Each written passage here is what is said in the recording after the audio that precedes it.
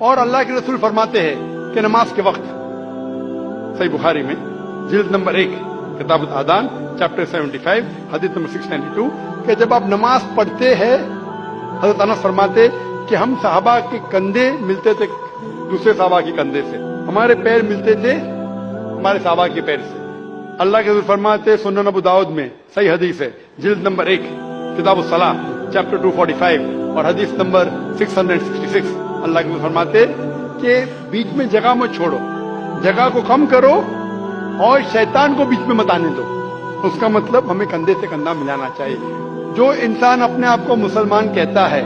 اور کندھے سے کندھا نہیں ملاتا ہے صلاح کے وقت اور پیر سے پیر نہیں ملاتا ہے، وہ اللہ کے رسول کی نافرمانی کر رہا ہے، وہ صلاح صحیح طریقے سے نہیں پڑھتا ہے۔ تو شاید ان لوگوں کو یہ اللہ کے رسول کی حدیث کے بارے میں پتہ نہیں ہوگا، تو ہماری کوشش ہے کہ ان مسلمان کو بتائے کہ اللہ کے رسول کی حدیث ہے کہ کندھے سے کندھا ملاؤ، پیر سے پیر ملاؤ، نماز پڑھتے وقت یہ فرض ہے۔ Hope that answers the question.